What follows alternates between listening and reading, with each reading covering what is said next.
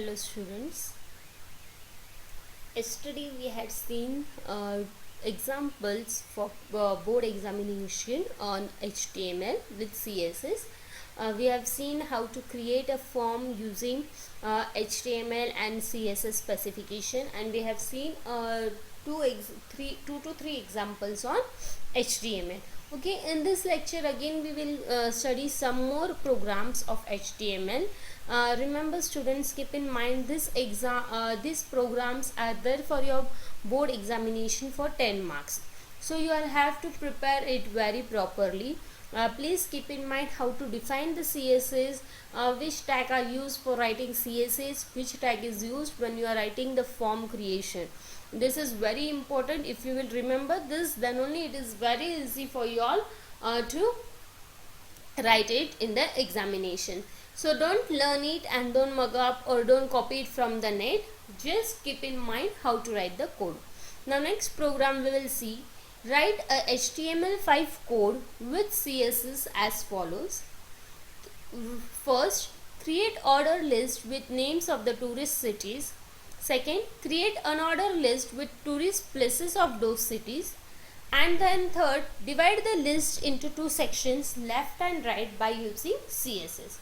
तो अभी ये प्रोग्राम में हमें क्या करना है, तो ये प्रोग्राम में हमें एक HTML का कोड राइट करना है विद CSS स्पेसिफिकेशन. उसमें हमें क्या करना है कि ऑर्डर लिस्ट हमें क्रिएट करना है with tourist cities. Okay, sorry, tourist cities की हमें क्या करना है, ऑर्डर लिस्ट क्रिएट करना है. ऑर्डर लिस्ट मतलब कौन सा टैग हमें यूज करना है to create order list? OL tag. O stands for order, L stands for list. तो OL टैग हमें यूज करना है.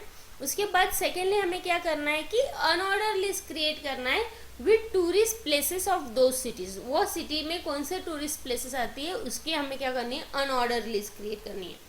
अनऑर्डर लिस्ट के लिए हम कौन सा टैग यूज करेंगे, अनऑर्डर का U और लिस्ट का L. तो अनऑर्डर लिस्ट क्रिएट करने के लिए कौन सा टैग हम यूज करते हैं, UL टैग यूज करते हैं.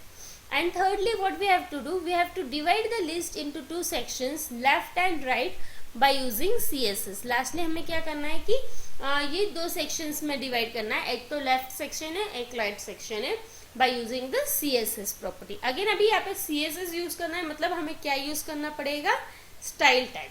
स्टाइल टैग हम कहाँ पे राइट करेंगे, inside my head tag.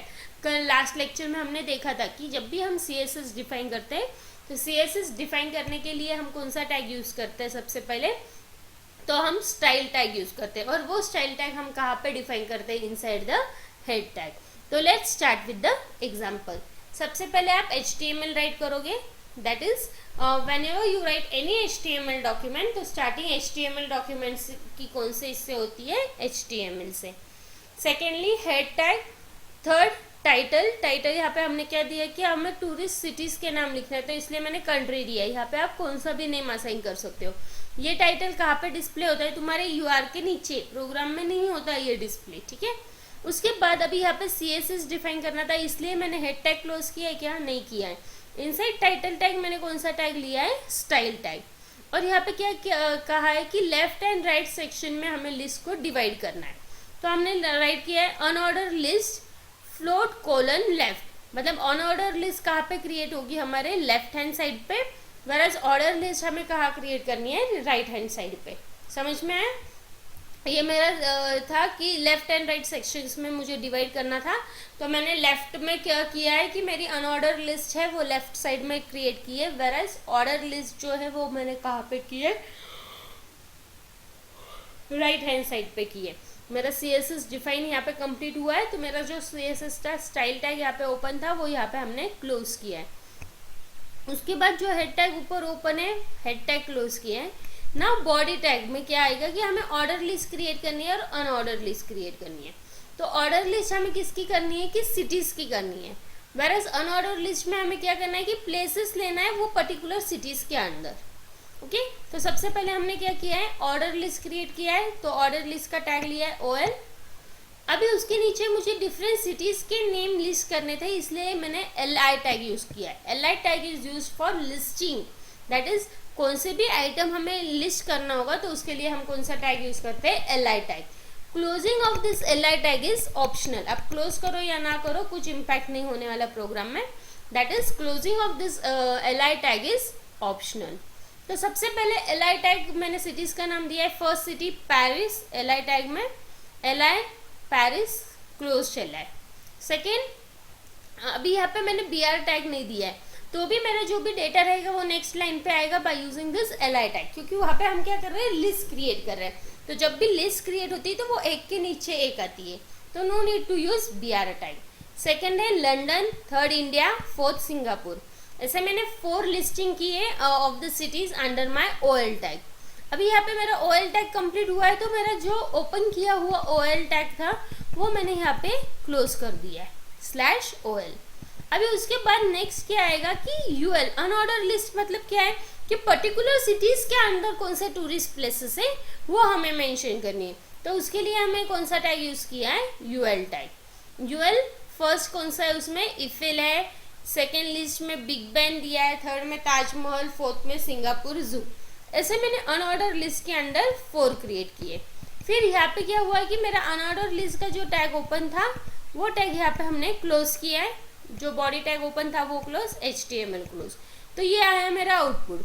Order list किधर आई है मेरे, जो यहाँ पे हमने डिफाइन किया था CSS में देखो order list is design right hand side, whereas unordered left hand side में। तो सेम वैसे आउटपुट में आया है। आप देख सकते हो ऑर्डर लिस्ट, अनऑर्डर लिस्ट, 1 2 3 4 ये ऑर्डर लिस्ट का बाय डिफॉल्ट है, और ये dot dot is by default symbol for unordered list. तो ये हुआ तुम्हारा ऑर्डर लिस्ट अनऑर्डर लिस्ट का प्रोग्राम। ये प्रोग्राम बहुत इजी, याद रखना है। जब भी order list unordered list create करनी है तो आपको li टैग, UL टैग और OL टैग, ये 3 टैग्स यूज करना है। ऑर्डर लिस्ट रहेगा तो OL tag with li tag use करना है, अनऑर्डर लिस्ट रहेगी तो UL tag with li tag use करना है। तो ऐसे था। और CSS डिफाइन करना है तो रिमेंबर कि CSS हमेशा कहाँ पे डिफाइन होगा, हेड टैग के अंडर स्टाइल टैग में। ओके तो ये था आपका output. Now one more program which we are going to study today is write a program using HTML with following CSS specification. हमें CSS स्पेसिफिकेशन करके और एक प्रोग्राम राइट करना है। तो उसमें क्या कहा गया है कि to create the form that accept the name, contact number of the office, compulsory है, रिक्वायर्ड है मतलब कंपल्सरी है, month, number of years completed, और in bracket 21 to 30, between 1 to 30, मतलब वहाँ पे हमें मेंशन करना पड़ेगा कि मिनिमम ईयर्स कंप्लीटेड 1 चाहिए और मैक्सिमम कितनी वैल्यू चाहिए, 30 चाहिए from the user. Create a submit button to send the data and refresh button to reload the page. The heading of the form should have a border, text colour should be red. अभी यहाँ पे आप देख सकते हो, आपको first question में क्या समझ में आया, टू क्रिएट अ फॉर्म, मतलब आपको यहाँ पे क्या क्रिएट करना है, फॉर्म क्रिएट करना है। फॉर्म में आपको क्या क्या लेना है, नेम लेना है, कॉन्टैक्ट नंबर लेना है, मंथ लेना है और नंबर ऑफ ईयर्स कंप्लीटेड। उसके बाद आपको फॉर्म में और एक क्या क्रिएट करना है, तो आपको सबमिट बटन क्रिएट करना है और रिफ्रेश का बटन क्रिएट करना है। थर्ड में क्या कहा है कि हेडिंग को क्या चाहिए, बॉर्डर चाहिए, और उसका कलर कैसे चाहिए, रेड चाहिए। मतलब यहाँ पे आपका क्या हुआ है, यहाँ पे उन्होंने कहा है कि CSS है नहीं, पर हमें समझ में आना चाहिए कि वहाँ पे क्या यूज़ किया है। जैसे यहाँ पे कहा है विथ CSS स्पेसिफिकेशन, तो CSS स्पेसिफिकेशन थर्ड में हुआ है कि जो भी हेडिंग रहेगा उसका बॉर्डर और टेक्स्ट कलर हमें क्या चाहिए, रेड चाहिए। तो सिंपल हमेशा की जैसे हम क्या करेंगे, सबसे पहले HTML राइट करेंगे, HTML के बाद हेड, टाइटल, स्टाइल। अभी हेड के अंदर हमें स्टाइल लिया है, स्टाइल क्यों, यहाँ पे हम फिर से CSS डिफाइन कर रहे हैं, इसलिए inside the head tag we write the style tag. अभी यहाँ पे क्या है कि heading of the form should have a border, border चाहिए और कलर क्या चाहिए, रेड। तो हेडिंग मतलब कौन सा टैग आया मेरा, H1 टैग। उसमें क्या प्रॉपर्टी दी है मुझे कि उसकी जो बॉर्डर है that it should have a form should have a border. तो मैंने क्या लिया है, border style is equal to solid, मतलब सॉलिड बॉर्डर मेरे हेडिंग को असाइन होगी। Secondly colour should be red, तो कलर कोलन रेड। तो सेकेंड प्रॉपर्टी क्या असाइन की है कि उसका कलर जो भी रहेगा वो क्या चाहिए, मुझे रेड चाहिए। यहाँ पे मेरा CSS डिफाइन कंप्लीट हुआ है। तो जो CSS का मैंने स्टाइल टैग यहाँ पे ओपन किया था वो स्टाइल टैग हम क्या करेंगे, यहाँ पे क्लोज करेंगे। सो इन दिस वे क्या होगा कि मेरा जो स्टाइल टैग ओपन था ऊपर, वो स्टाइल टैग यहाँ पे हमने क्लोज किया है। आफ्टर स्टाइल टैग क्लोज जो हेड टैग ओपन है वो भी हमने क्लोज कर लिया है। सो इन दिस वे यहाँ पे क्या हुआ है, हमारा CSS डेफिनेशन या CSS का डिफाइनिंग ऑफ CSS कंप्लीट हुआ है। समझ में आया? अभी नेक्स्ट क्या करना है हमें कि फॉर्म क्रिएट करना है। तो उसके लिए हमने कौन सा टैग यूज किया है, फॉर्म टैग। ओके, बॉडी के अंदर हम कौन सा टैग यूज करेंगे, फॉर्म टैग। अभी सबसे पहले हमें फॉर्म को हेडिंग असाइन करनी है। तो हेडिंग हमने CSS में स्पेसिफाई करते हुए कौन सा टैग यूज किया, हेडिंग को H1। तो यहाँ पे मैंने फिर से H1 tag align is equal to centre office detail. मैंने क्या हेडिंग दी है मेरे फॉर्म को, एक्सक्यूज मी, मैंने मेरे फॉर्म को क्या हेडिंग दी है, ऑफिस डिटेल्स। और फिर जो भी मैंने CSS डिफाइन किया है वो ऑफिस डिटेल को अप्लाई होगा। उसके बाद हेडिंग कंप्लीट हुआ है तो जो H1 टैग ओपन था वो यहाँ पे हमने क्लोज किया है। उसके बाद हमें क्या क्या लेना है, हमें name, contact number, month and number of years लेना है। तो फर्स्ट हमने लिया है enter the name. Last lecture में हमने देखा है कि जब भी हम नेम एंटर कर रहे हैं, जब भी हमें टेक्स्ट बॉक्स चाहिए तो उसके लिए सिंटैक्स क्या है, input type is equal to text, name is equal to T1। Okay, और BR किसके लिए यूज किया है, लाइन ब्रेक करके नेक्स्ट लाइन पे हम डेटा राइट कर सकते हैं। तो यहाँ पे BR यूज किया है। सेकेंड, कॉन्टैक्ट नंबर लेना था तो हमने यहाँ पे दिया है ऑफिस कॉन्टैक्ट नंबर। ओके, अभी कॉन्टैक्ट नंबर टेलीफोन नंबर रहता है तो उसके लिए हम इनपुट टाइप क्या यूज करते हैं, टेल यूज करते हैं। तो यहाँ पे हमने क्या लिखा है, input type is equal to tel. Pattern दिया है, पैटर्न मतलब हमारा फोन नंबर कैसे चाहिए। तो 0 to 9 में 3 टाइम्स राइट करने के बाद बीच में एक डैश चाहिए, फिर 0 to 9 में से 4 डिजिट लेने के बाद फिर से एक डैश चाहिए, और फिर 0 to 9 में से 3 चाहिए। सो दैट टोटल 10 डिजिट मेरा मोबाइल नंबर होगा। और ये रिक्वायर्ड फील्ड है, मतलब अगर आपने आपका ऑफिस नंबर नहीं दिया है तो आपका जो भी फॉर्म रहेगा वो सबमिट नहीं होगा।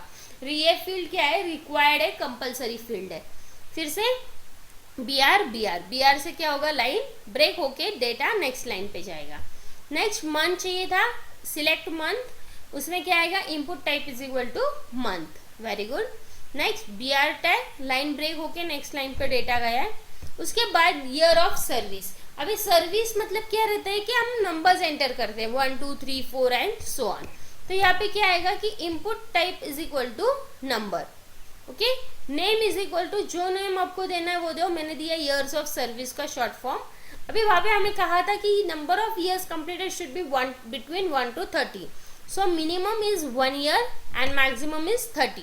यहाँ पे मैंने डिफाइन किया है। और फिर BR मतलब आपको जो भी आप ईयर ऑफ सर्विस मेंशन करोगे that should be with in this range. अगर आपने इसके नीचे या इसके ऊपर दिया तो वो फील्ड एक्सेप्ट नहीं करेगी। समझ में आया यहाँ तक? उसके बाद नीचे नेक्स्ट क्या कहा था कि हमें सबमिट बटन चाहिए और एक रिसेट बटन चाहिए।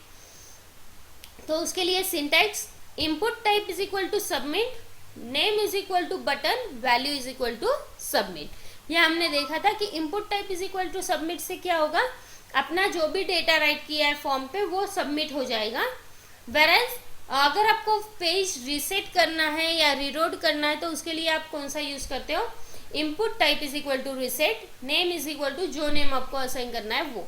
उससे क्या होगा कि आपका जो भी पेज है वो पेज रीलोड होगा और जो भी डिटेल्स आपने एंटर की है वो रिफ्रेश होके न्यू पेज आपको डिस्प्ले होगा। ऐसा अपना फॉर्म कंप्लीट हुआ तो जो फॉर्म टैग ओपन था वो close, body tag close and lastly HTML tag close. ये था। इन दिस वे हमने क्या किया है कि हमारा प्रोग्राम राइट किया हुआ एग्जीक्यूट करना है। अभी ये हुआ कंप्लीशन। फिर एग्जीक्यूट करेंगे तो हमारा देखो office details and solid black colour आया। ओके, तो ये था हमारा CSS डिफाइन। और फिर ये सब आया, देखो नीचे 2 बटन आए, सबमिट एंड रीसेट। तो in this way this is output of this program. तो स्टूडेंट्स आपको एक चीज़ याद रखनी है कि जब भी आप HTML का प्रोग्राम राइट करोगे हमेशा HTML का program starting with HTML tag होता है and end with HTML tag होता है। जब भी आपको HTML प्रोग्राम में CSS का स्पेसिफिकेशन करना है तो हमेशा याद रखो कि CSS स्पेसिफिकेशन करने के लिए हम स्टाइल टैग यूज करते हैं and the style tag is always कहाँ पे हम राइट करते हैं, इनसाइड हेड टैग। याद रखो स्टाइल टैग हमेशा हेड टैग के अंदर राइट करना है। CSS का सिंटैक्स क्या है? Selector, curly bracket, property, colon, value. Okay, properties, number of properties अगर आपको CSS की डिफाइन करनी है तो each property is differentiated by using semicolon. तो आप प्रॉपर्टीज को डिफरेंशिएट करना होगा तो सेमीकोलन यूज कर सकते हो। ओके, उसके बाद अगर आपको प्रोग्राम में फॉर्म क्रिएट करना है तो याद रखिए कि फॉर्म क्रिएट करने के लिए आपको बॉडी टैग के अंडर फॉर्म टैग यूज करना रहता है। ओके, जब भी आप टेक्स्ट बॉक्स क्रिएट करना चाहते हो तब input type is equal to text ले। अगर आप डेट असाइन करने चाहते हो तो input type is equal to date लेना है। अगर आप मंथ ले रहे हो तो input type is equal to month लेना है, एंड सो ऑन। ओके, उसके बाद अगर आप अपने प्रोग्राम में आपको लिस्ट क्रिएट करने कहा है, whether it is order list और अनऑर्डर लिस्ट, तो आपको याद रखना है जब भी ऑर्डर लिस्ट क्रिएट करना है तब आपको OL टैग यूज करना है with LI tag. Okay, LI ये लिस्टिंग के लिए यूज होता है, वेरएज OL ये डिफाइन करता है कि आप ऑर्डर लिस्ट क्रिएट कर रहे हो। वेरएज अगर अनऑर्डर लिस्ट आपको क्रिएट करनी है तो उसके लिए आपको कौन सा टैग यूज करना है? UL टैग यूज करना है along with LI tag. UL defines that you are creating an unordered list and LI again for listing purpose. तो ये थे some of the rules which should be followed while writing any HTML program, whether CSS specification is there or not there. Okay, students, so please go through this program and try to write the program on your own. If you have any doubt related to that program, you all can mail me. I will reply it to you all and I will explain it to you all. This type of programs are there for your final board exam for 10 marks. Okay, and I don't think that scoring such 10 marks is difficult if you will know the basic syntax of this. So do practice these programs, and if you have any doubt related to this, you all can mail me. I will reply to your mail and solve your problems. Okay. So we will take, I think so we will take some of the objective questions revision also if you all will need, but I think so first you will have to practice these programs very well. Thank you.